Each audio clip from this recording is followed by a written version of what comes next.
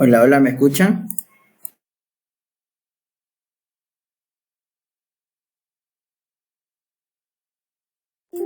Hola, hola, ¿se llega a escuchar?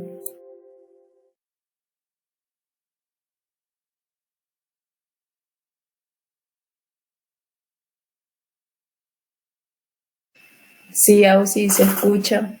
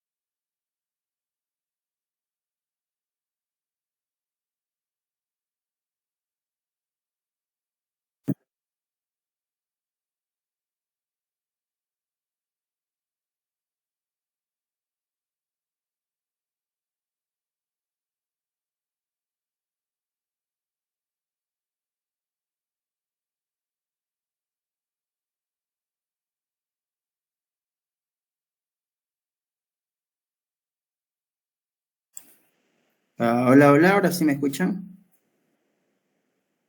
Disculpen, está un poco mal el señal, creo. Pero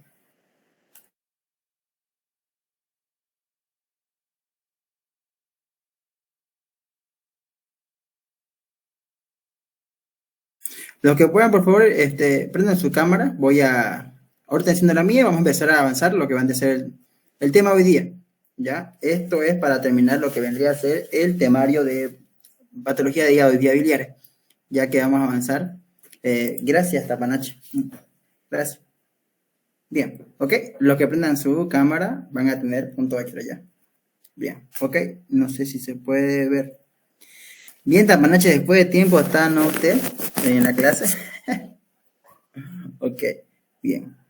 Vamos entonces, si se ve la pantalla me avisan ya. ¿Se acuerdan en dónde nos quedamos, chicos? A ver, si no me equivoco, nos quedamos por acá. Enseguida. Voy a aceptar a ver los últimos. Permitir. Ok, bien, dale. Ok, vamos a ver, vamos a ver, vamos a ver, vamos a ver. Nos quedamos.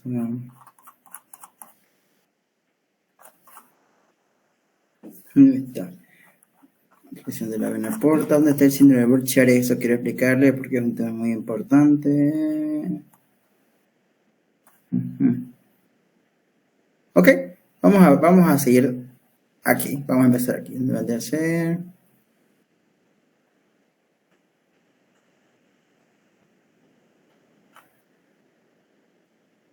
Bien, empezamos aquí con esto que se llama pilosis hepática. Esto es una entidad rara de dilatación primaria. Tienen que saber muy bien que andamos a ver patología de hígado, va a haber patologías de origen intrahepático y de origen extrahepático. Todo lo que vamos a hablar de origen intrahepático son aquellas alteraciones de las vías biliares que están dentro del hígado. O sea, vamos a hablar de los conductos hepáticos internos. Cuando vamos a hablar de vías biliares extrahepáticas, vamos a estar hablando de todos los que están por fuera, ya tomando en cuenta siempre eso. Ahora, en este caso, ¿dónde está? A ver, esto es algo muy importante. Ya primaria hace referencia a que puede ser congénito generalmente. Se asocia a anabólicos esteroideos y realmente con anticonceptivos orales y denazol. Generalmente todas estas patologías son desconocidas. Hay datos clínicos que son ausentes y lo malo o lo que se puede tener en cuenta es que aquí esto puede haber potencialidad de sufrir hemorragia intraabdominal fatal o fallo hepático. ¿Qué quiere decir? Que este paciente puede hacer una rotura del hígado y perforarlo y al final lo que va a provocar es que puede desarrollar un tipo de abdomen agudo. ¿Qué tipo de abdomen agudo sería si estamos hablando de una hemorragia, chicos? ¿Alguien se acuerda? Hola. ¿Se acuerdan los 5 tipos de abdomen agudo? Bien, vamos a seguir entonces. Bien, ok, obstrucción del flujo venoso hepático, vamos a hablar de algunas patologías. Por ejemplo, cuando vamos a hablar de patologías, quiero que tomen en cuenta este esquemita muy bonito de aquellas patologías que afectan principalmente la vena porta. Hipertensión portal se considera cuando la presión de la vena porta avanza o está mayor o igual a 5 centímetros de mercurio. Ya milímetros de mercurio, perdón, ya tomen en cuenta eso, que a partir de 5 en adelante estamos hablando de una hipertensión portal. Cuando vamos a hablar de hipertensión portal vamos a hablar de 3 clasificaciones. Vamos a hablar como lo mismo cuando usamos ictericia, ¿no? A ver, prehepático, hepático y poshepático. Lo mismo pasa en la hipertensión portal. Se considera prehepático, hepático o poshepático. Ahora, algo muy importante que hay que tomar en cuenta, que también se lo pueden conocer, ustedes van a encontrar como presinusoidal, sinusoidal o postsinusoidal. Estamos viendo aquí, ¿no? Vamos a ver causa, esto les voy a preguntar por si acaso porque tomen en cuenta, la causa de hipertensión portal o síndrome de hipertensión portal prehepático, hepático o poshepático, o aquí lo van a conocer como postsinusoidal, sinusoidal o presinusoidal. Cuando vamos a hablar de patologías presinusoidal estamos hablando de esquistosomiasis, lectopirosis, cirrosis biliar primaria, fibrosis congénita, sarcoidosis y tóxicas como arsénico. Cuando vamos a hablar sinusoidal vamos a hablar de algunas patologías granulomatosas y entre otras, como la principal causa de una hipertensión portal hepática o sinusoidal como tal es la cirrosis hepática. Principal causa, y le voy a preguntar, vamos a hablar de como segunda causa la hepatitis. ¿Qué tipo de hepatitis? La B y la C. O una hepatitis alcohólica aguda, hepatitis viral, tóxica o una hipervitaminosis o una intoxicación por vitamina A. Cuando vamos a hablar de postsinusoidal, o sea, después del sinusoide hepático o poshepático, estamos hablando de enfermedades veno-oclusivas. Y aquí quiero que me tomen en cuenta. Aquí, enfermedad veno-oclusiva, vamos a estar hablando del famoso síndrome de Budd-Chiari. ¿Ya? Creo que está quedando congelada la pantalla.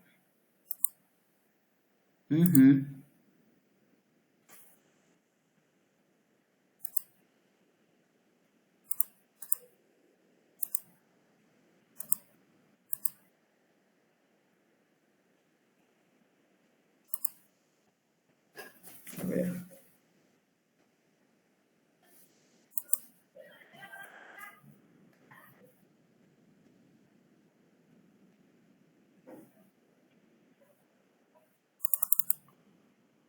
A ver, perdón, disculpen. Ok, perdón, van a disculpar, ¿ya? Entonces le hablaba de causas presinusoidal, sinusoidal o postsinusoidal, ya vamos a estar hablando de eso. En este caso ya le di ejemplos que le voy a preguntar cuáles son, si fuera presinusoidal, sinusoidal o postsinusoidal. Bien, ahí estamos viendo todo lo que llega a afectar antes del presinusoide.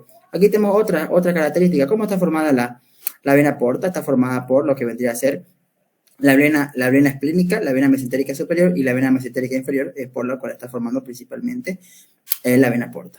¿Ya? Algo muy importante que quiero que sepan ustedes es que el síndrome de Budd-Chiari puede ocurrir a nivel de las 3 venas hepáticas. ¿Ya?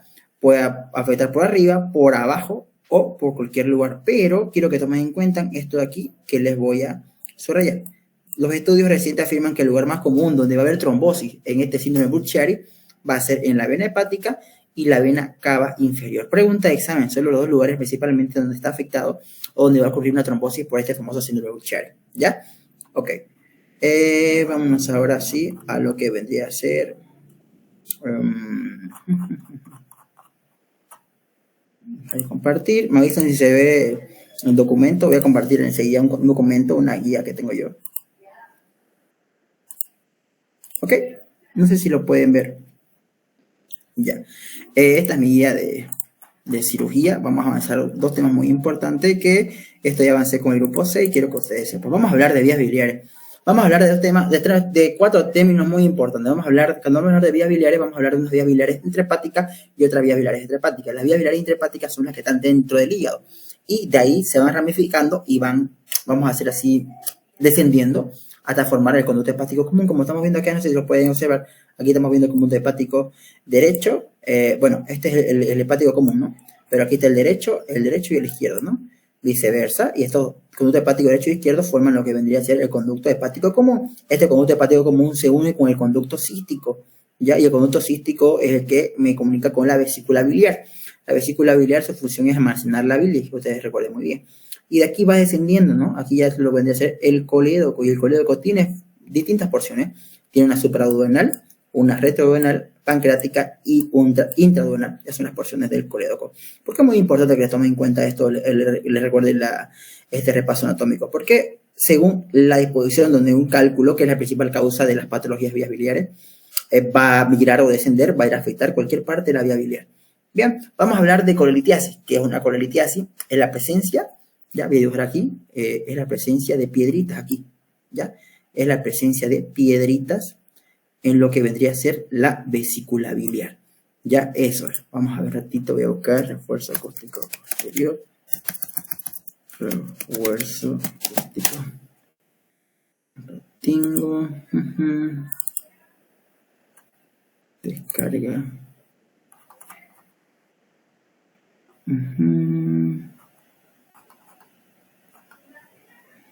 Pancreático, cirugía, apéndice, grandes vasos. Ausi, una preguntita. Ahí, por ejemplo, usted dice que es la presencia de piedritas, ¿no? ¿Y cuando comienza así, cuando dicen que es arenilla? Ok, vamos a hablar de eso justamente, de todas las causas. Bien, está bien, gracias Marcela. Bien, ok. La presencia, y eso para eso este concepto que aquí vamos a saber, aprenderlo bien paso por paso. Pero quiero que sepan que la presencia de piedritas aquí en la vesícula biliar se llama colelitiasis. ¿Ya? Quiero que tengan en cuenta que esta piedrita se va a estar formando por un conjunto de fenómenos bioquímicos que suceden dentro de la vesícula. La vesícula tiene que su función que es almacenar la bilis. ¿Se acuerdan ustedes cuál es la composición de la bilis, chicos? ¿Vamos? ¿Se acuerdan cuál es la Sales biliares. Ya, sales biliares, electrolitos, ¿qué más? Sales biliares, electrolitos. Enzimas. Agua, principalmente el agua, ¿qué más? Calcio, colesterol y bilirrubina directa, ¿no? Son los principales. Todos estos compuestos, cuando llegan a sobrepasar el tiempo que deberían estar normalmente en la vesícula biliar, supongamos va a tener un tiempo, ¿ya? Y no pueden quedarse, claro, todo en exceso es dañino, ustedes saben. Pero si llega a quedarse por un buen tiempo, si es que esto no está fisiológicamente, supongamos lo normal, vamos a poner así, tomar en cuenta, es que la vesícula biliar almacene 680 ml de bilis, ¿no? Esa es su capacidad normal. Pero cuando sobrepasa este parámetro, ya es algo patológico. Lo mismo sucede cuando la bilis debe permanecer un cierto tiempo determinado dentro de la vesícula. Pero si sobrepasa este tiempo determinado, empieza a suceder algo, unos fenómenos bioquímicos donde va a dar como resultado que todos esos compuestos, como el colesterol, principalmente quiero que sepan el colesterol, el calcio, se entremezclen y se enucleen, hagan una serie de bioquímica y vayan formando núcleos, vayan formando las famosas arenillas, estas famosas arenillas que van a ir uniéndose y van haciéndose más grandes. Les pongo así el punto, es como que ahorita, yo sé que ustedes han visto dibujos animados donde forman una bolita y tiran y se va formando, va creciendo, ¿no? Mientras va descendiendo se hace más grande la bola de nieve. Lo mismo sucede aquí con lo que vendría a ser las arenillas. Se van enredando entre ellas y se va haciendo más grande y se van formando los famosos cálculos. Entonces la presencia de estos cálculos en la vesícula se llama colelitiasis. Algo muy importante, quiero que sepan que el cálculo puede haber uno, puede haber dos, puede haber tres, puede haber una vesícula con múltiples cálculos. Igual se llama colelitiasis. Pero cuando este cálculo migra aquí y se inserta aquí, donde estoy dibujándolo en el cuello, ya aquí en el cuello de la vesícula, ahí lo que va a suceder es que va a obstruir normalmente a lo que vendría a ser la bilis, a la vesícula y su salida de la bilis. Entonces lo que va a hacer esta vesícula es intentar vencer esa obstrucción, va a empezar a contraerse más y va a desarrollar el proceso inflamatorio, donde prácticamente el paciente le va a doler, le va a estar doliendo. ¿Ya? Eso se llama colecistitis aguda. Entonces, la principal complicación de una colelitiasis, que la colelitiasis, la presencia de cálculo en la vesícula biliar, es la colelititis aguda. Cuando el cálculo es más pequeñito, ya quiero que sepan que los cálculos más pequeñitos son más peligrosos. ¿Por qué? Porque estos cálculos más pequeñitos sí pueden pasar sin problema, sin obstruir el cuello de la vesícula y pueden llegar aquí lo que vendría a ser el conducto colédoco y obstruir el conducto colédoco y producir lo que se llama colédoco-litiasis, que sería la presencia de cálculos en el conducto colédoco. Y cuando el cálculo es más pequeño y desciende acá y obstruye aquí, vamos a decir así, la ampolla de Vater, que aquí supongamos que está el páncreas, va a producir que el flujo que sale del conducto de Wilson y la bilis que sale del colédoco, que se juntan, ¿no? Esa solución líquida sola, vuelve y retroceda por donde vino, ¿no? O sea, en este caso viene el líquido pancreático, el jugo pancreático, por el conducto de Wilson, y aquí estas enzimas, pensando que ya están en la segunda porción del duodeno, van a empezar a activarse y van a empezar a degradar el páncreas, su propio parénquima. Entonces estamos hablando que también puede provocar una pancreatitis aguda. Bien, entonces tenemos 4 términos muy importantes. Vamos a hablar de colelitiasis, colecistitis aguda, coleocolitiasis y a lo que es colangitis. No sé si ustedes han escuchado de colangitis, perdón. Colangitis es la inflamación de las vías biliares y tiene una triada característica, que es la triada de Charcot, que es fiebre, ictericia y dolor en hipocondrio derecho. Eso es lo que vendría a ser la triada de Charcot, que me indica colangitis, que es inflamación de las vías biliares. Bien, entonces, dando ese pantallazo, vamos a leer esto, ¿no? ¿Qué es colelitiasis? Es la presencia de cálculo en la vesícula biliar. Ya, ¿qué más dice? Fisiológicamente, el hepatocito produce bilis y la vesícula la almacena. Este tiene una capacidad normal de 60 a 80 ml. Primera pregunta, ¿cuál es la capacidad normal de la vesícula biliar? De 60 a 80 ml. Hay alguna bibliografía que varía, pero el rango es más o menos eso. La bilis se almacena en la vesícula y se prepara para los periodos digestivos, lo normal, principalmente, para un proceso que se llama emulsificación o saponificación de las grasas. Proceso en el cual las enzimas proteolíticas, entre otras, degradan los alimentos. Por eso ustedes bien saben, se degrada todo, se metaboliza todo, menos las grasas. Y para eso se requiere el jugo pancreático y la bilis para, vamos a hacer así, esas sustancias que no se degradaron o que son hidrosolubles, sean liposolubles y puedan ser absorbidas por el enterocito y puedan pasar a circulación sistémica. Para eso se sirve lo que es la saponificación de la grasa. Ahora, la vesícula se contrae en el proceso de digestión. Algo muy importante de que ustedes vean una comida, por ejemplo, yo veo ahorita que están comiendo un buen pollo, supongamos, o un dulce que me gusta, ya empieza el proceso digestivo y mi vesícula biliar va a empezar a contraerse involuntariamente, ¿ya? Bien.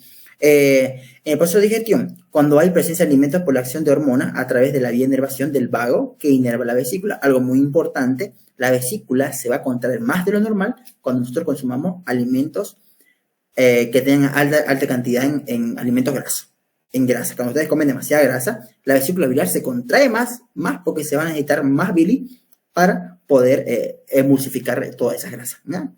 Entonces, y hormonales, a través de estímulos neuronales y hormonales que provocan que la vesícula se contraiga y sobre todo la presencia de alimentos grasos.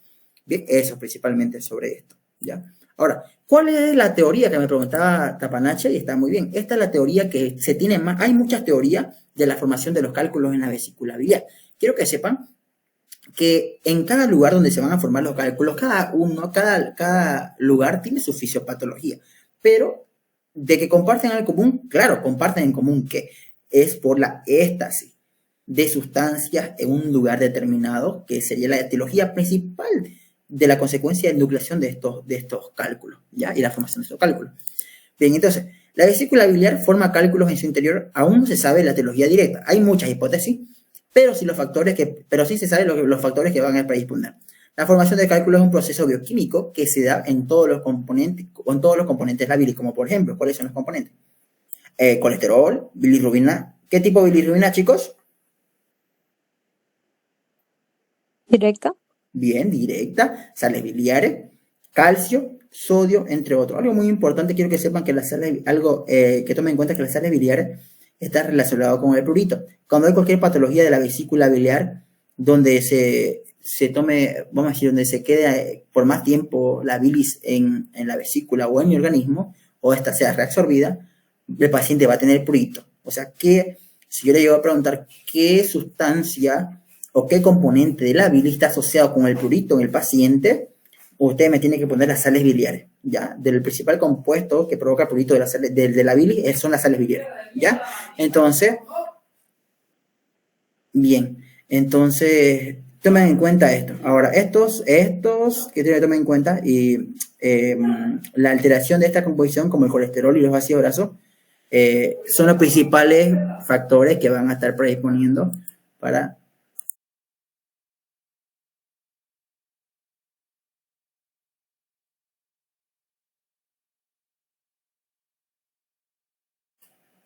Ok, entonces le decía, que los principales compuestos son estos, ¿no? Entonces, ¿cuáles son los principales que están predisponiendo que se formen como tal o que se nucleen más de lo normal para formar estos cálculos? Son, uno, lo que son los ácidos grasos y dos, el colesterol. Son los principales. Si ustedes comen más ácidos grasos y más colesterol, va a haber más probabilidad que usted desarrolle cálculos en la vesícula biliar y mucho más rápido.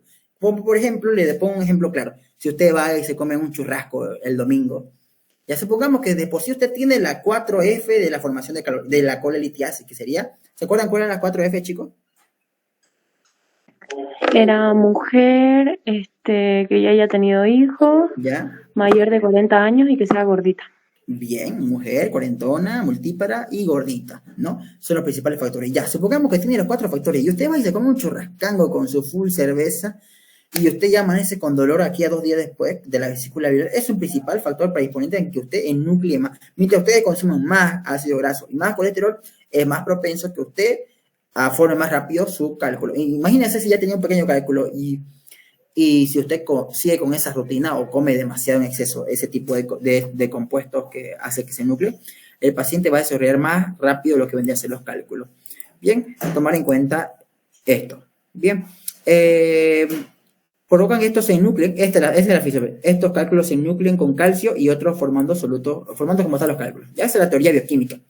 Ahora, ¿cuáles son los factores predisponentes para la formación de cálculos en la vesícula biliar? La alimentación, claro que sí, si tenemos una alimentación sobresaturada en grasa, ya les dijimos que los principales componentes de la bilis que se encargan de formar los cálculos como tal, ya les dije que los principales son los ácidos grasos y el colesterol, ¿no? Si usted tiene una dieta que está rica en eso, pues muy probablemente, y si tiene base genética o si tiene las 4F, obviamente va a ser los cálculos. Ya está asociado con una alimentación sobresaturada en grasas, con alto consumo de colesterol y ácidos grasos. La concentración de esto en la bilis está alterada, ya, algo muy importante. Ya, si el paciente tiene cálculo, tomar en cuenta que hay en mayor cantidad lo que vendría a ser ácidos grasos o colesterol en su bilis, ¿ya? El sexo más frecuente es lo que dije, ¿no? Mujer, multípara, cuarentona y obeso, ¿ya? Ok. Ahora, ¿cuáles son las complicaciones o las consecuencias de la formación de cálculo en la vesícula biliar? Primeramente, va a haber la obstrucción del conducto cístico, que es muy importante saber la composición de las paredes, que estas son mucosas, muscular o serosa. Cuando la vesícula biliar se obstruye, ese músculo va a empezar a contraerse, ¿ya? Lo que les expliqué aquí, ¿no? Se obstruye aquí el conducto cístico, esta vesícula biliar va a empezar a contraerse, lo que le decía al principio, ¿no? Y para eliminar qué cosa la bilis y vencer ese obstáculo, ¿ya? Eso es lo malo. Ahora, ¿cuáles son las formas clínicas que puede haber? Puede haber que sea sintomático. Algo muy importante quiero que sepan ustedes es que tenemos que saber diferenciar el tipo de dolor que el paciente va a tener. Vamos a hablar de tipo de dolor continuo y dolor cólico. ¿Alguien sabe qué es un dolor tipo cólico, chicos? ¿Hola? Creo que es un dolor que descansa cuando se encuentra el paciente en posición fetal. Ya, válido. Es un tipo de dolor que en ciertas posiciones se alivia el dolor, pero la característica de este dolor es que es intermitente, o sea, me duele, por ejemplo, al hacer cierta actividad o en cierto tiempo, pero después desaparece. Ese es el dolor típico de lo que vendría a ser los cálculos en la vesícula biliar, de una colelitiasis normal. Ahora, pero el otro tipo de dolor es que cuando se incrusta la piedra en el cuello de la vesícula y forma una colecitis aguda, ese dolor no va a pasar con nada. Si el otro dolor, que es el dolor tipo cólico, lo bueno, entre comillas, es que podemos tomar tocolíticos, podemos tomar antiespasmódicos, ¿ya? Y deja de doler. Pero el dolor por una colecitis aguda, esa piedra está trancando lo que vendría a ser el cuello de la vesícula. No pasa con nada, sí o sí, es quirúrgico. ¿Alguien se acuerda cuál era el tratamiento quirúrgico de la colelitiasis o colecitis aguda? ¿Se acuerda, Castedo? Usted sabe. ¿Castedo se acuerda de cómo se llamaba el procedimiento quirúrgico donde tenemos que sacar la vesícula biliar? ¿O cualquiera? ¿Se acuerda? Colecistectomía. Ya, eso es el procedimiento quirúrgico. Bien, ok. Entonces, eso, ¿no? Puede ser asintomática, que el paciente puede hacer una ecografía. Miren, los pacientes que pueden hacer una ecografía y tienen la piedrita, pero no sienten dolor, está ahí. Ya, hay esos pacientes que se han hecho una ecografía, algo muy importante. ¿Cuál es el método de diagnóstico estándar de una colelitiasis? Es la ultrasonografía o la ecografía. Ese es el método diagnóstico gold estándar. Y ustedes saben que siempre pregunto eso, ¿ya? O puede ser la sintomática llamada también cólico biliar. Bien, entonces, ¿cuáles son las manifestaciones clínicas? Van a haber dolor en el hipocondrio derecho. Recuerden muy bien que se encuentra en el hipocondrio derecho, la vesícula biliar. Puede ser un tipo cólico biliar. Este dolor tipo puede irradiarse al dorso de la espalda, puede irse hasta el epigastrio. Y son cuadros agudos, pero que generalmente no pasan menos de 6 horas. Bien, puede haber náuseas, puede haber vómitos. Quiero que sepan que la fisiopatología en el dolor del cólico biliar se produce por contracciones de la vesícula, ¿ya? Por eso dolor es tipo cólico, ¿ya? Y tratamiento antiespasmódico, ya saben ustedes. Yo sé que ustedes han tomado alguna vez un Viadil. El Viadil es para eso, ¿ya? Es antiespasmódico. Ahora, ¿qué pasa si la vesícula biliar se sigue contrayendo? Si está obstruida, acá supongamos, ya, aquí está la piedra. ¿Qué pasa si se sigue contrayendo? ¿Qué es lo que va a pasar? ¿Qué sucede? ¿Cuál es el escenario? Dicen, ¿no? Si pasan 6 horas, por lo general, normalmente quiero que sepan ustedes que si el dolor es menor a 6 horas es un dolor tipo cólico, el famoso cólico biliar. Pero cuando es mayor a 6 horas se llama colecititis aguda. Bien, iniciar otro proceso que habrá un aumento de secreción de la mucosa, o sea, está destruida esa vesícula biliar y ahí va a empezar a echar todos los compuestos dentro, ¿no? Y ahí va a desarrollar un proceso inflamatorio. Y esto se va a llamar colecititis aguda, ¿ya? Cuando la vesícula biliar ya está inflamada, ya está más gruesa de lo normal. Ahora, ¿cuál es la fisiopatología del dolor en la colecititis aguda? Es por la inflamación de la pared, ¿ya? Un proceso que ha sido generado por alteraciones inmunológicas, por lesiones y mediadores de inflamación. Principalmente esa es la causa del dolor en la colititis aguda. Mientras que en la colelitiasis el dolor es por la contracción de la vesícula biliar. Esa es la fisiopatología del dolor. Ahora aquí tenemos algo que se llama qué tipo de dolor va a tener, ¿no? Aquí este cuadrito, pues si acaso te lo voy a explicar, ¿no? Pero quiero que sepan este signo aquí, el signo de Murphy. El signo de Murphy es un signo que, por ejemplo, no sé si pueden verlo, yo presiono aquí al paciente en hipocondrio derecho y al soltarlo, él le duele. Y le decimos obviamente al paciente que inspire profundamente y nosotros presionamos ese momento ideal y el dolor tiene que ser a soltarlo. Ese signo de Murphy positivo, esto es característico ¿de qué? De una colecititis aguda. No quiero que me confundan colelitiasis con colecititis aguda. ¿Alguien me puede decir la diferencia entre estos dos conceptos para no chiparnos? Que ahorita les voy a explicar igual. Hola. La colelitiasis era por la contracción de la vesícula y la colecistitis aguda era la inflamación de la pared de la vesícula. Bien, ese es según la fisiopatología del dolor, ¿no? Pero les preguntaba la diferencia, como tal, no entre dolor, sino que entre el concepto. ¿Qué concepto usted tiene de colecititis y colelitiasis, querida Andrea? Bien. ¿En dónde está el cálculo?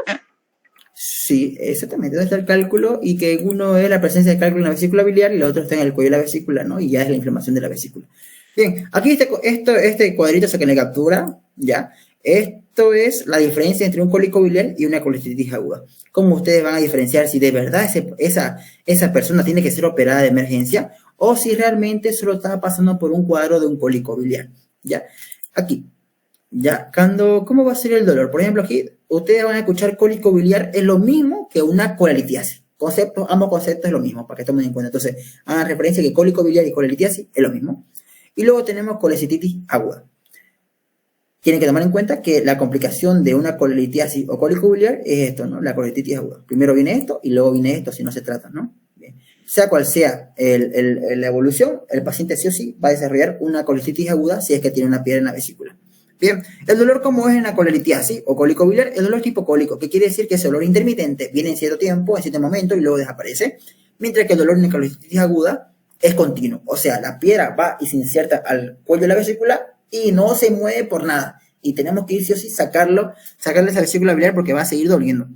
La fiebre, ¿cómo es la fiebre en el cólico biliar o colelitiasis?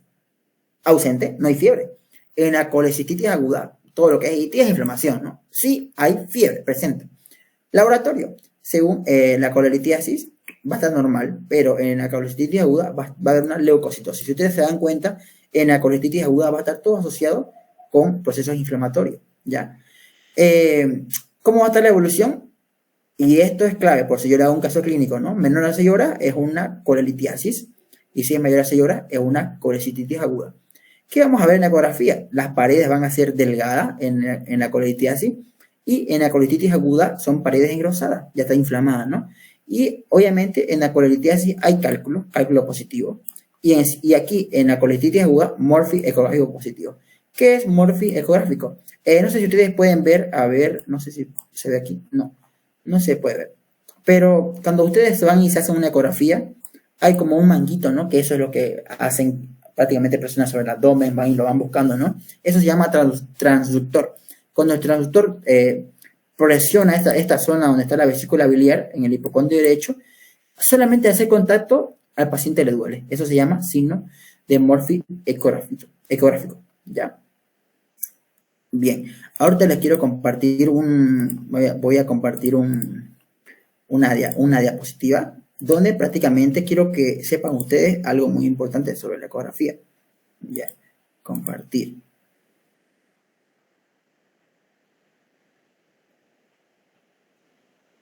Dejar de compartir. Bien. ¿Ven? Disculpen. Sí, se ve, sí. Bien. Bueno, les voy a compartir algo yo sobre que aprendí en ecografía y que es muy importante. Él era mi docente de ecografía, el doctor Jorge. A ver, vamos a ver esto. Ya les voy a aportar. Quiero que sepan esto. No se olviden vía biliar intrahepática, extrahepática, ya. Miren, esta es la vía biliar extrahepática, ya. Como están viendo. Esta es la vesícula, conducto cístico, conducto hepático común, hepático derecho, izquierdo y conducto colédoco, Wilson, y esta es la ampolla de Vater, ¿no? Bien, lo que quiero que sepan ustedes, ¿dónde está? Está la vesícula biliar. Vamos a la vesícula, quiero la vesícula. Quiero mostrar una vesícula con cálculo.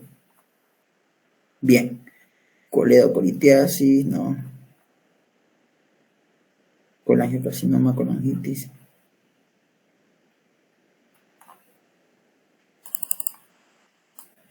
Está por acá arriba entonces. No la pillo la colelitiasis.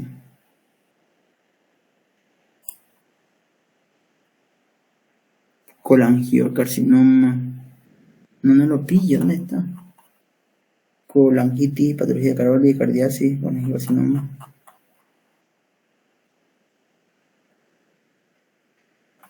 Ahorita las voy a mostrar.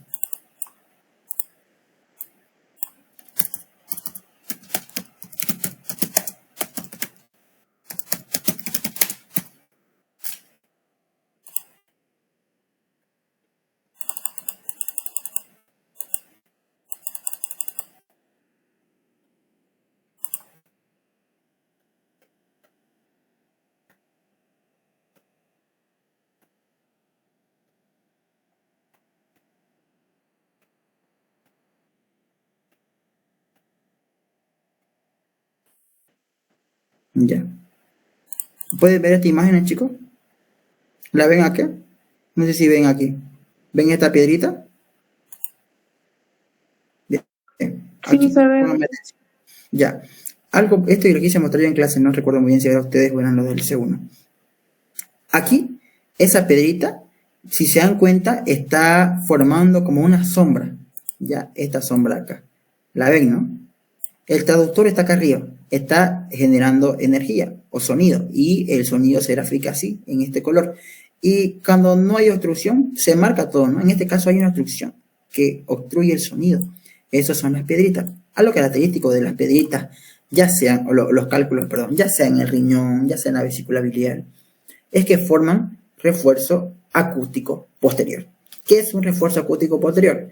Es esa imagen genérica que están viendo ahí. O sea, que no deja que pase el sonido más allá de él. Y eso es característico. Esto es gracias a esta sombrita, es que directamente el doctor, al ver esta característica, este redondo, y ver que debajo de él está oscuro, dicen, esto es una pedrita, este es un cálculo. No hay más. No buscamos gato encerrado. No. Si coincide con la clínica y veo que hay esta sombra, eso se llama sombra acústica posterior. Sombra acústica posterior. Característico de cálculo, de sustancia sólida. Ahora, ¿ustedes qué creen que va a pasar si aquí hubiera líquido? ¿Cómo creen que se va a graficar lo que está por detrás? ¿Ya? Aquí voy a mostrar un ejemplo más bonito.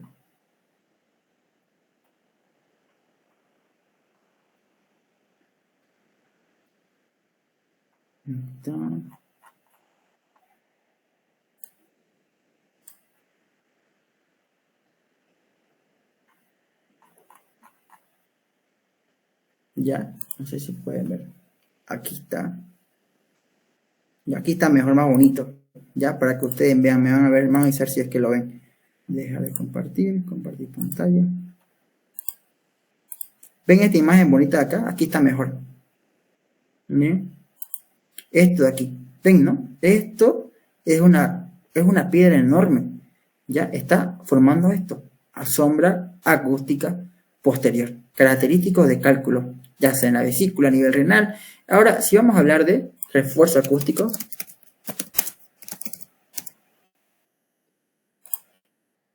El refuerzo acústico posterior es esto. Es cuando dentro de una cavidad que está por arriba está lleno de líquido, lo que va a hacer es que lo que está por debajo esté más brillante. Eso se llama refuerzo acústico posterior. Pero eso no me lo forman los cálculos, me lo forman toda patología que haga que dentro de esa cavidad que está por arriba esté llena de un líquido, sea sangre, sea agua, sea lo que sea. En este caso, en la vesícula biliar, lo que provoca ese refuerzo acústico posterior no son los cálculos, son los pólipos. ¿Ya? Esos dos quería enseñarles. Los pólipos y los cálculos. Los pólipos van a formar esta imagen que les mostré, que es refuerzo acústico posterior, y que van a estar formando lo que vendría a ser los cálculos, sombra acústica posterior. ¿Ya? Esos dos con respecto a ecografía, para que tomen en cuenta. Ya vamos a seguir entonces ahorita con el tema. Dejar de compartir. Ya saben eso. Entonces, ¿cuál es el gol estándar para diagnosticar ya le dije ecografía? Una colelitiasis ecografía. ¿Ya? O ultrasonografía. Tratamiento en ambos va a ser una cirugía laparoscópica. ¿Ya? En ambos. ¿Cuáles van a ser las complicaciones? La complicación aguda de una colelitiasis puede ser una colititis aguda, la principal complicación, o incluso una pancreatitis aguda. Empiema, gangrena, necrosis biliar y colelitiasis. Y si fueran crónicas, solo son fístulas. Y acá hay muchas fístulas. ¿Bien? Ok, vámonos aquí. Prevalencia, el 10% de la población mundial tiene colelitiasis, 2 veces más frecuente en mujeres. Epidemiología, el 10% de la población tiene colelitiasis y 2 veces más frecuente en mujeres. En el embarazo, quiero que sepan que las mujeres pueden tener cálculos. ¿Por qué? Porque en el embarazo hay un retardo del vaciamiento fisiológico de la vesícula biliar. Por eso las mujeres embarazadas pueden desarrollar cálculos en la vesícula biliar estando embarazadas. ¿Ya? ¿Por qué? Porque ahí se retrasa una vesícula biliar porque el nuevo ser del útero al agrandarse hace que esta esté presionada. ¿Ya? Bien. Factores protectores, ácido ascórbico, café, proteínas vegetales. Esto según la saturación o la formación. Aquí están las 4 F que siempre les enseño. Las 4 F y factores de riesgo de colelitiasis. Femal, mujeres, fértil, multíparas, fat, gordita y forti, cuarentona. Acá hay muchos factores más, como otros, por ejemplo, anticonceptivos orales, reemplazo por estrógeno, la edad, enfermedad de Crohn, fármacos como la ceftriaxona y nutrición parenteral total. Bien, hay diferentes tipos de colesterol. Tenemos el colesterol pigmentaria negra o pigmentaria marrón. El litiasis de colesterol, el cálculo de colesterol es más frecuente. Le dije, ¿no? Que el colesterol, los ácidos grasos son los principales factores formadores como tal del cálculo dentro de la vesícula biliar.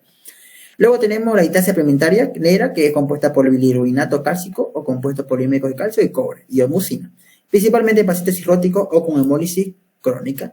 Y si hablamos de color marrón, compuesta por sales de calcio y bilirubina no conjugada asociada a infecciones. Bien, vámonos entonces aquí, ya con lo que vendría a ser aquí, la patogenia.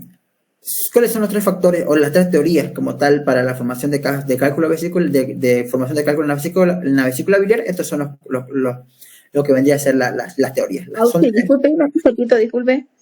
¿Está compartiendo pantalla, disculpe? Sí, estaba compartiendo, ¿no se ve? No se ve. No, okay. Sí se ve. Vuelvo a compartir. Ahí está yo tranquilamente compartiéndole. Ya, aquí estoy, pero por si acaso les vuelvo a mostrar. Aquí lo que les estaba mostrando es la epidemiología. Aquí están los factores de riesgo que les mencioné hace rato. Aquí están los tipos de cálculos de colesterol, que es el más común que les dije, ¿no? Y luego íbamos aquí con las teorías. ¿Cuáles son las teorías de formación de cálculo en la vesícula biliar? Si le preguntan algún día, es la supersaturación de colesterol. Al aumenta la saturación de colesterol en la vesícula biliar, es el determinante más importante de la formación de cristales. O sea, el principal es el colesterol. La aceleración de la cristalización y la hipomotilidad de la vesícula biliar. Y quiero que sepan ustedes quiénes tienen hipomotilidad de la vesícula biliar fisiológicamente, las mujeres embarazadas. Luego, el control neurológico del vaciado de la vesícula biliar está mediado por el sistema nervioso simpático y parasimpático. ¿Cuál va a ser la clínica? El paciente principalmente predomina el dolor abdominal, que este puede ser este es importante, que es en el cuadrante superior derecho, o sea, en el hipocondrio derecho, o en el centro del abdomen, ¿ya? Puede ser recurrente, puede ser agudo, tipo calambre, o puede ser sordo. Puede irradiarse de la espalda o debajo del omoplato derecho, ¿no? Puede empeorar con la ingestión de alimentos grasos o grasosos, principalmente, ¿no? Ácidos grasos y colesterol. Y se presenta pocos minutos después de las comidas. Generalmente este dolor es después de comer, para tomar en cuenta, y más aún si usted come demasiado, un chanchito, ¿no? Dolor abdominal, ictericia y fiebre, ¿ya? Ok. Síntomas adicionales que pueden estar asociados con esta enfermedad: puede haber pacientes con ese color arcilla, náusea y vómito. Ya estos son síntomas generales, ¿no? Pero, ya, tomar en cuenta. Acidez estomacal, gases o flatulencia, indigestión abdominal y llenura abdominal. ¿Cuál es el diagnóstico? Quiero que sepan ustedes que el diagnóstico clínico puede ser un diagnóstico clínico o con laboratorio, ¿ya? Colestitis y colelitiasis no complicada, hacemos el signo de Morphy, ¿ya?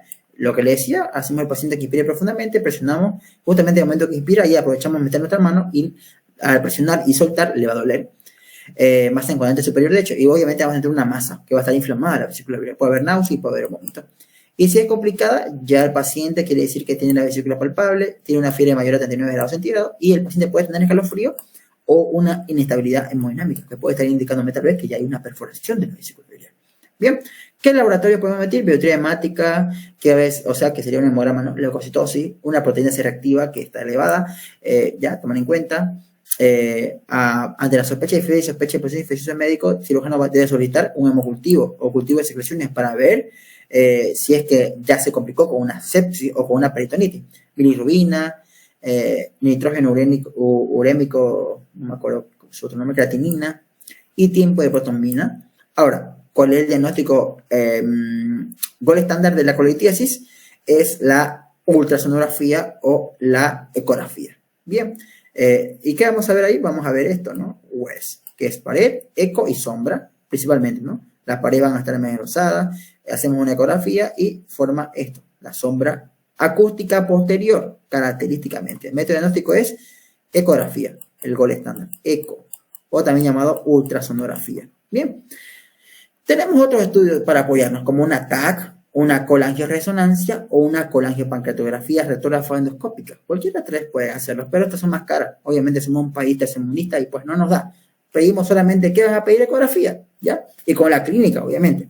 Tratamiento: si es para un cólico biliar, o sea, esa piedrita sigue en la vesícula biliar, pero no está obstruyendo el cuello de la vesícula, o sea, está ahí. Pues, pero, a lo muy importante, si ustedes se hacen una ecografía y ven que tienen piedra en la vesícula biliar, programen su cirugía, porque esa piedrita sí o sí va a ir a insertarse en el cuello de la vesícula biliar, si ustedes no hacen una prevención. Entonces, háganse una ecografía constantemente, una vez al año, vean si es que no tienen, hay que ver, ¿no? Porque en algunas personas puede ser que su vesícula esté llena de piedra y recién cuando una va y se inserta en el cuello de la vesícula, recién presenta manifestaciones clínicas, pero está toda la vesícula llena, ya, toda está llena.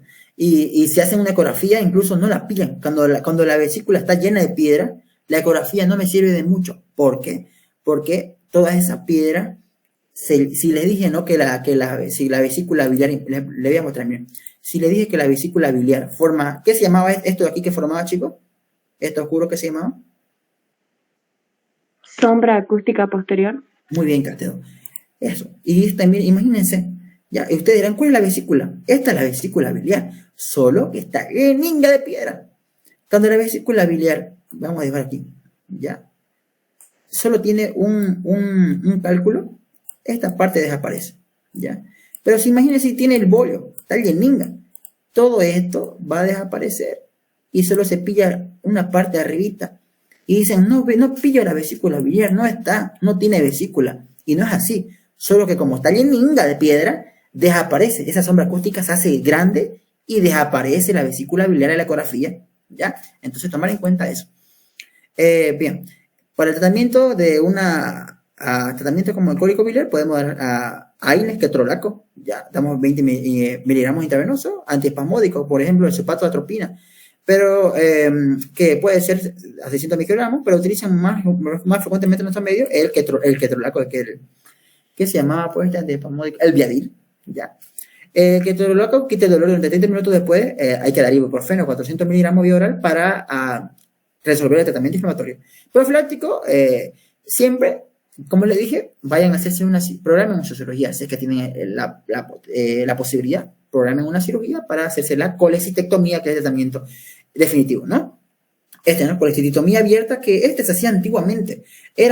Sí, pero era más peligroso, ¿ya? Y es la mejor opción, pero más peligroso. Lo que más actualmente se hace es la colecistectomía laparoscópica. ¿Por qué? Porque es menos invasiva, en una semana el paciente, ahorita voy y me saco la vesícula, mañana estoy chalinga, o en 2 o 3 días estoy caminando de nuevo. En cambio, si es abierta, va a haber complicaciones raras o el paciente va a tratar más de recuperarse. Lo que se hace es la laparoscópica actualmente, ¿ya? Y aquí estamos viendo, por ejemplo, cuáles son las complicaciones de colitiasis. Si es una colititis aguda o una crónica. Quiero que tomen en cuenta que el principal agente etiológico que puede provocar un proceso inflamatorio en la vesícula biliar es la Escherichia coli. Como el principal causante de una colangitis o principal agente etiológico causante de una colangitis es la Escherichia coli. ¿Ya? Aquí hay más para que ustedes lean. Ustedes van a leer esto con cuidado. Ya les dije yo las complicaciones, las características, pero si ya quieren saber más, lo van a leer sí o sí todo. Te lo voy a pasar, no se preocupen en el documento. Ahora nos vamos a ir a un tema más bonito e importante, que es la ictericia. Ahora te lo voy a mostrar. Ya, entonces eso era colelitiasis. A ver, y colititis aguda, que es la complicación.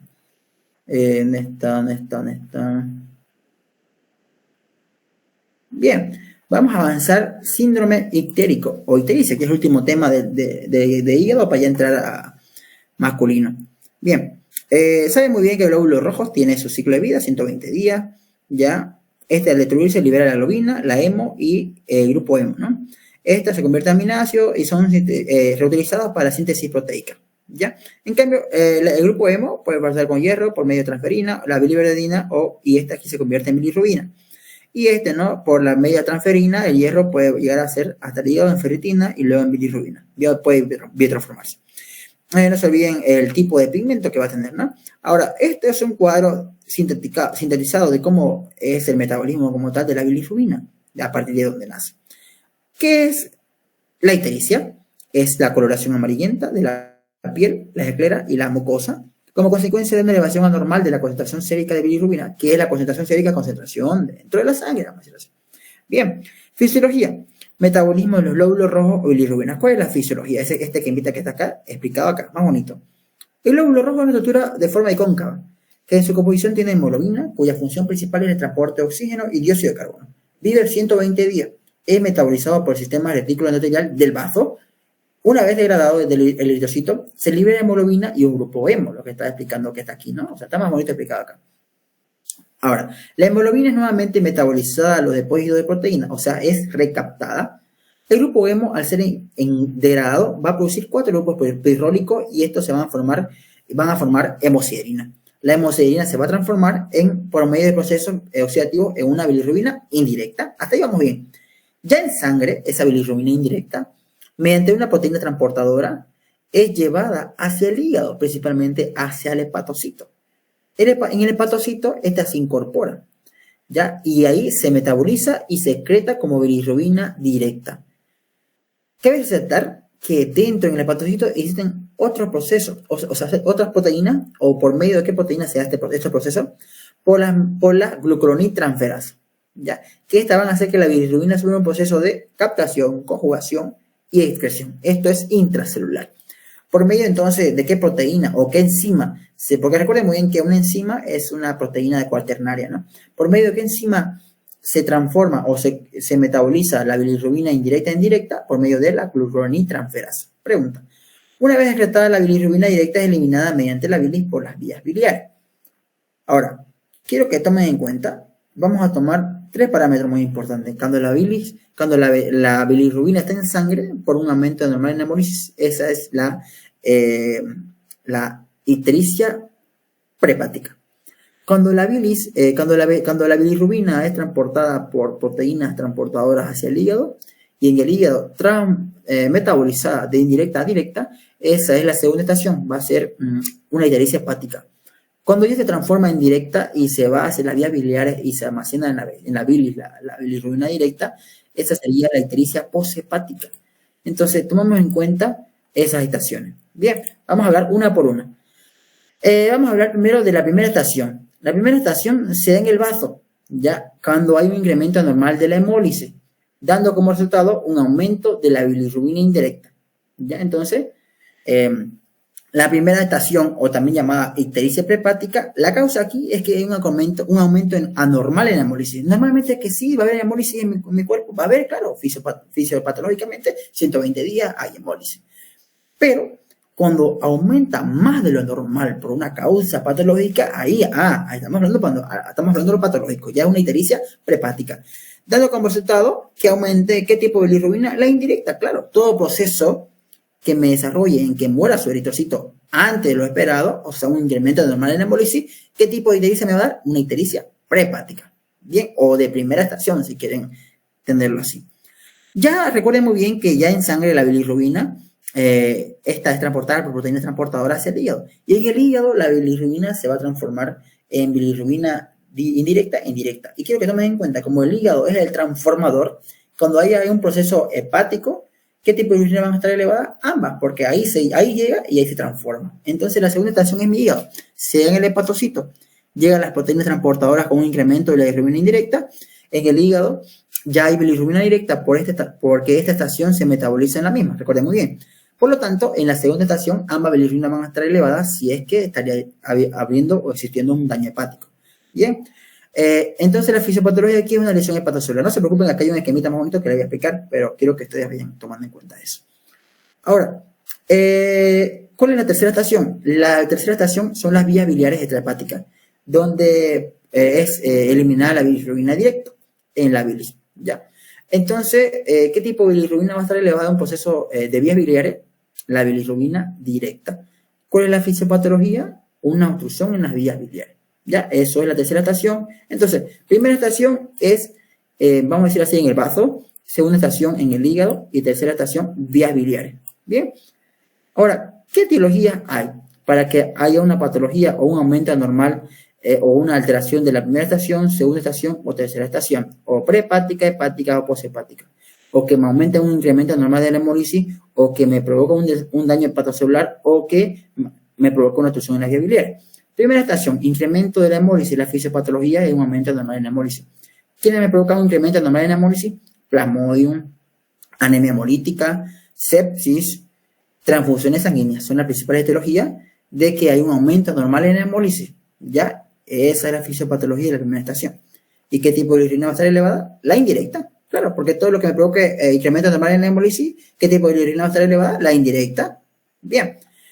Vámonos con la segunda estación. La segunda estación, que sería una lesión hepatocelular, o sea, todo aquello que me provoque daño en el hígado. ¿Y qué patologías o qué agentes tenemos que me provoquen daño en el hígado?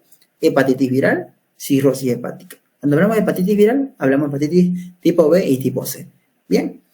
Y si nos vamos a la tercera estación, que sería ya en las vías biliares, o sea, la fisiopatología es una obstrucción en las vías biliares. En este caso, ¿hay qué tipo de obstrucciones hay? Hay tres tipos: interluminales, extraluminales y paritales. Las interluminales, o sea, dentro de la luz de lo que vendría a ser las vías biliares, tenemos principalmente la coledocolitiasis, o sea, es la principal causa de ictericia poshepática en pacientes adultos, la coledocolitiasis. Pero en niños, ¿cuál quieren que sea? Las Ascaris lumbricoides. Bien, y si hablamos de interluminales, o sea, que están por fuera del conducto como tal, tumores de cabeza de páncreas y tumores de ampolla de Vater. Y si hablamos transparitales, o sea, entre las paredes, colangiocarcinoma o el famoso tumor de Clasting, que aquí tienen para leerlo. Bien, entonces, ¿cómo hacemos método diagnóstico? Según lo que tenga el paciente. Por ejemplo, si hablamos de la primera estación, que es un incremento anormal en la hemólisis, tenemos que hacer una historia clínica, ver el paciente, nosotros tenemos que ver si está ictérico y le preguntamos qué le pasó. Por ejemplo, si él viene de... ¿Dónde es más frecuente la malaria, chicos, en nuestro país? ¿Se acuerdan?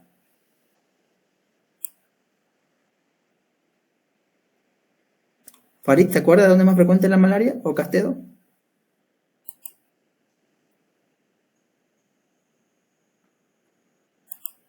¿Del occidente? Ya, ¿alguien más sabe dónde es más frecuente la malaria del occidente, dicen ustedes? Yo escuché el Chaco, me dijeron por allá. Yo acá no recuerdo. ¿Me pueden confirmar? Cochabamba, los valles, creo. Ajá, bien. Entonces, supongamos, tengamos un caso clínico, ya, supongamos de donde es más frecuente el Chaco, los valles, vámonos a los valles, ya, occidente valle. Que viene de allá, un paciente con una clínica, fiebre, que tiene esplenomegalia, porque recuerden muy bien que la malaria provoca esplenomegalia. Y para más de Yapa, hay un incremento anormal en la hemólisis. ¿Cómo nosotros podemos saber que hay un incremento anormal en la hemólisis? Porque el paciente va a tener una esplenomegalia, ¿ya? Entonces, y viene de allá, de los valles, tiene esplenomegalia, le hacemos una prueba de gota gruesa positiva. Entonces, este paciente tiene una malaria. ¿Y qué tipo de ictericia va a tener? Ictericia prehepática. Bien, entonces vamos pidiendo según la causa de la alteración de esa estación o de ese tipo de ictericia para poder identificar la etiología. Bien, si el paciente, según paludismo, está alterada la fase 1, hubo un incremento de la hemólisis, por lo tanto el paciente refiere que haber tenido fiebre, que tiene escalofrío. En este caso le pedimos una gota gruesa para el paludismo, ¿sí? En este caso sospechamos de paludismo la causa de un incremento normal en la hemólisis. O un paciente con anemia hemolítica, ¿qué le pedimos con un paciente con anemia hemolítica? Le pedimos hemograma y la prueba de COMS o test de COMS positivo, pacientes que tienen anemia hemolítica como tal. O una bilirrubina, que es lo más importante. ¿Qué tipo de bilirrubina va a estar aumentada en la estación 1? La bilirrubina indirecta. En un paciente con estación 2, ¿qué le pedimos? Le pedimos transaminasa. ¿Por qué? Porque la fisiopatología es un daño hepático. ¿Y qué enzimas me dan indicio de que hay un daño hepático? La transaminasa. Bien. Y serología para la hepatitis, porque estamos viendo que la hepatitis también es otro de los causantes de lo que vendría a ser de una ictericia hepática. Pacientes cirróticos, puede venir con distensión abdominal, nosotros lo vemos, ¿no? Infección, circulación colateral, varices esofágica o con una endoscopía. Algo característico de este tipo es que esta ictericia es que no les duele el abdomen. O sea, el paciente va a venir con su ictericia y todo hinchado y no le duele, ¿ya? Y tercera estación, pedimos bilirrubina, ecografía, entre otras cosas. Ahora, vámonos con este esquemita bonito. Aquí está resumido todo lo que no sé si fue ustedes que le grafiqué en la pizarra y salió todo hecho bolsa, pero aquí está más bonito. Primera estación o primera fase es la ictericia prehepática. Esto es en el bazo. Segunda fase o ictericia hepática, este es en el hígado. Y tercera fase o ictericia poshepática, aquí es en las vías biliares. ¿Ya? ¿Cuál es la fisiopatología de cada tipo de ictericia, chicos? La fisiopatología de la primera fase o la ictericia prehepática es un incremento anormal en hemólisis. Es que normalmente sí va a haber hemólisis, pero cuando incrementa anormalmente, ahí ya pensamos que estamos frente a una ictericia prehepática. Pero hay que descubrir cuál es la etiología. Y aquí, en la segunda fase, la ictericia hepática como tal, o sea, el daño en el hígado, la fisiopatología es lesión hepatocelular. Ya, esto memoricen porque les voy a preguntar. La tercera fase, que es la ictericia poshepática, la fisiopatología principalmente es una obstrucción en la vía biliar. Sea cual sea, pero obstrucción en la vía biliar, que esta puede ser interluminal, extraluminal y transparental. Y aquí ya les mostré qué tipo de obstrucción, ¿no? Las causas de una obstrucción interluminal, de una extraluminal o una parental, ¿no? Y seguían.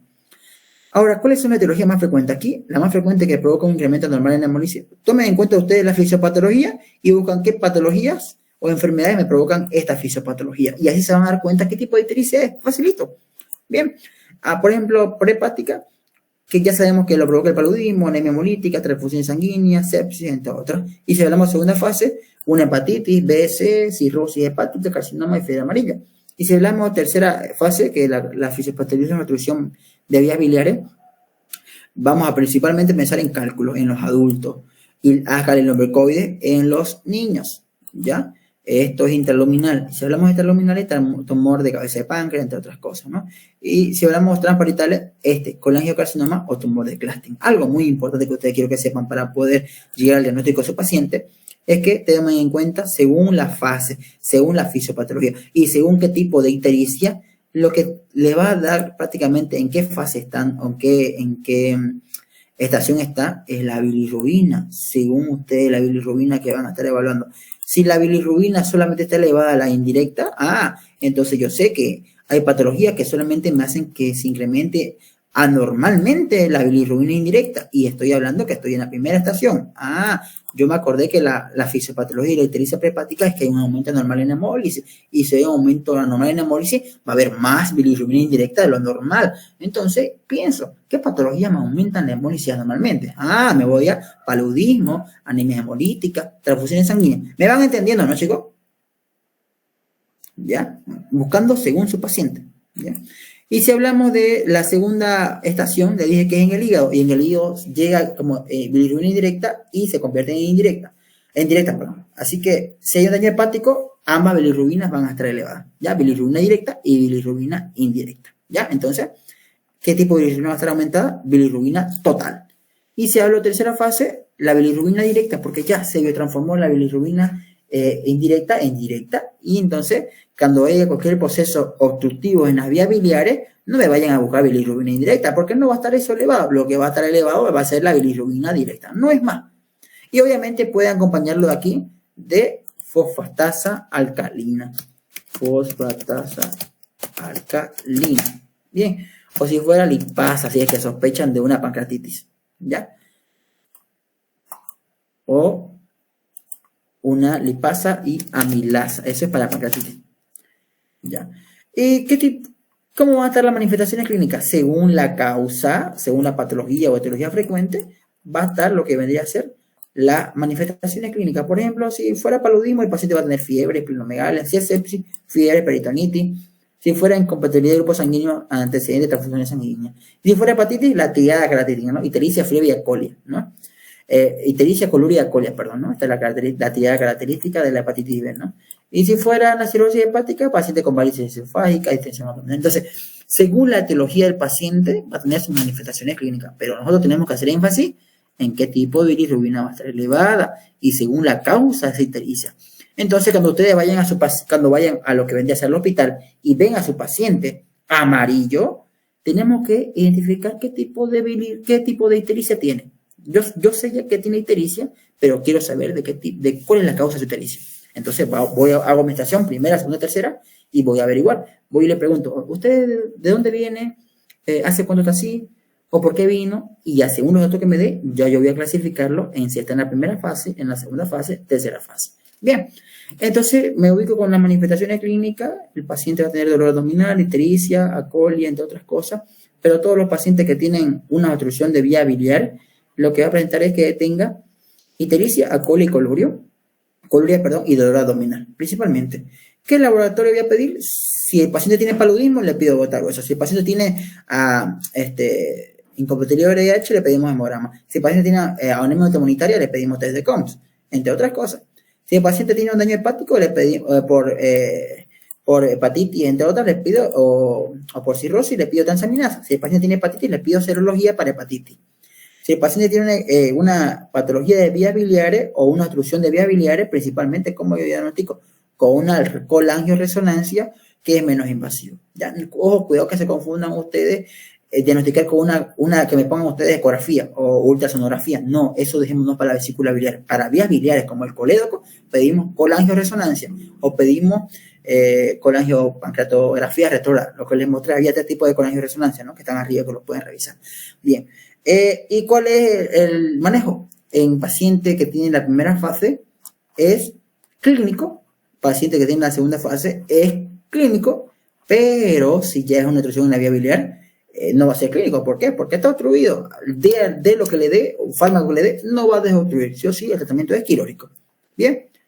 Bueno, chicos, eso es ictericia. ¿Tienen alguna duda? Les voy a pasar el documento, no se preocupen. Se entendió todo, Ausi. Perfecto. Espero que estén listos el jueves su examen. ¿Ya? Así que repasen, estudien. Yo les voy a pasar el documento. Hoy día mismo no se preocupen y solo estudien. ¿Quiénes estaban con su cámara prendida? Castelo, Farid, Marcela. Ustedes ya tienen 5 puntos de los 15, de los 20 del día jueves. ¿Ya? Nos vemos, chicos. Estudien y hasta mañana. Bueno, hasta el jueves. Chau, chau. Más en acuerdo. Hasta luego.